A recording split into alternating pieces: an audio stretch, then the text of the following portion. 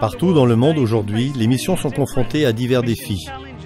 Je pense par exemple à la fenêtre 10-40, qui s'étend du nord-ouest de l'Afrique jusqu'à l'Asie en passant par le Moyen-Orient. C'est là que vit la majorité de la population mondiale et que se trouvent le moins de chrétiens. Je pense aussi aux grandes villes du monde qui grossissent continuellement. C'est là de nouveau que vit la majorité de la population. C'est un immense défi, particulièrement pour nous, adventistes du 7e jour, car traditionnellement, nous nous sommes focalisés sur des zones rurales, là où a grandi notre Église. En réfléchissant à ces challenges et en y ajoutant le sécularisme ou le postmodernisme en Europe de l'Ouest, en Australie, en Nouvelle-Zélande et davantage encore en Amérique du Nord, nous constatons que nous ne sommes pas efficaces pour ces choses. Mais Dieu nous a appelés à nous joindre à lui dans la mission pour faire des disciples dans ces parties du monde aussi. Non loin d'ici, aux Philippines, il est un endroit appelé Kalimanta. Il y a plusieurs années, j'y ai rencontré un pionnier de la mission globale qui créait de nouveaux groupes de croyants.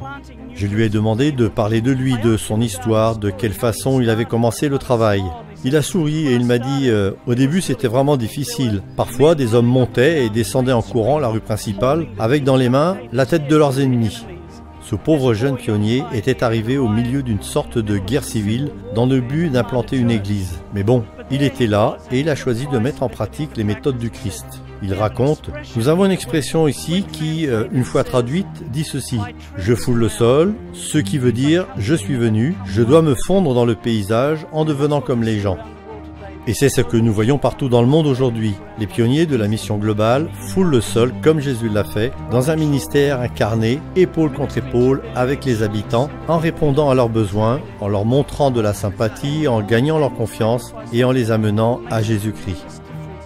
Votre offrande annuelle, accomplie par l'esprit de sacrifice, est un immense soutien pour la mission globale. Elle donne aux pionniers la possibilité d'œuvrer. Elle rend possible la création d'un pont qui nous rapproche des gens d'autres cultures et d'autres religions grâce au centre de la mission globale. Elle aide à amener des hommes et des femmes, des garçons et des filles à Jésus-Christ. Merci pour cela.